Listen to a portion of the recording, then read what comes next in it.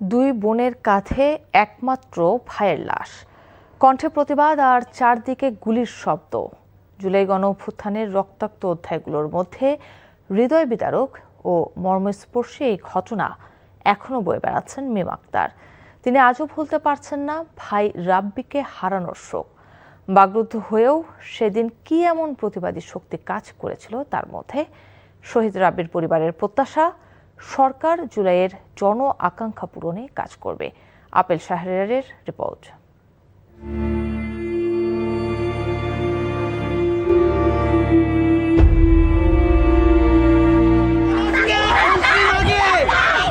দুই বোনের কাঁধে একমাত্র প্রিয় ভাইয়ের লাশ, শোকের অশ্রুপাতের সময় কোথায়? কণ্ঠ তখন প্রতিবাদের বারুদ।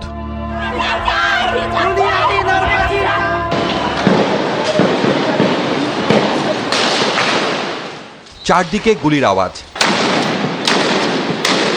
মরছে মায়ের সন্তান, গুলিতে ছিন্ন বিচ্ছিন্ন হচ্ছে সহপাঠী বন্ধুর শরীর। তার মধ্যেই বুকে পাথর বেঁধে ভাই রাব্বির লাশ কাঁধে তুলে নিয়ে দুই বোনের এই বিক্ষোভের মিছিল। সময়টা ২০২৪ সালের উত্তপ্ত প্রতিবাদী জুলাই। ৫ আগস্ট রাজধানীর চাংখারপুলের এই ঘটনা ছড়িয়ে পড়লে বিক্ষোভের আগুনে ফেটে পড়ে দেশ। কিছু ছবি শুধু মুহূর্ত ধারণ করে না, তারা হয়ে ওঠে একটি ইতিহাসের দলিল। এই ভিডিওটি তেমনি জুলাই অভ্যুত্থানের শোক, সাহস আর প্রতিবাদের এক অনন্য স্মারক হয়ে রয়েছে। ভাই রাব্বির লাশ কাঁধে নিয়ে মিছিল করা সেই বোন মিম আক্তার জানিয়েছেন, সেদিন ভাই হারানো শোক করার সুযোগ হয়নি তার।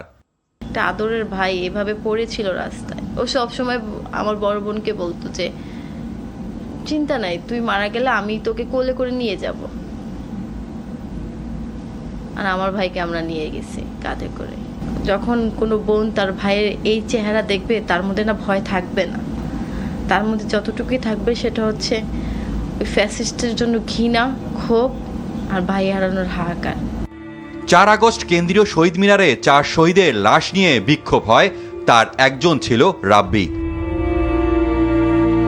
আন্দোলনের দিনগুলির স্মৃতিচারণ করতে গিয়ে মিম বলেন, কোনোভাবেই তার ভাইকে বাসায় আটকে রাখা যেত না।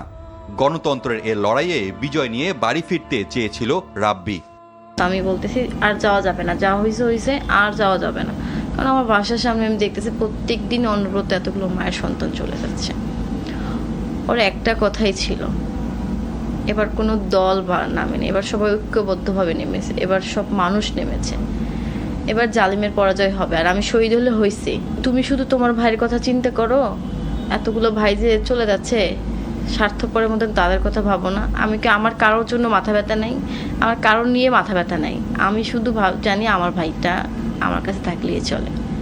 ভাই হারানো বোনের একটাই চাওয়া, দেশে ন্যায় বিচার আর মানুষের অধিকার ফিরে আসুক।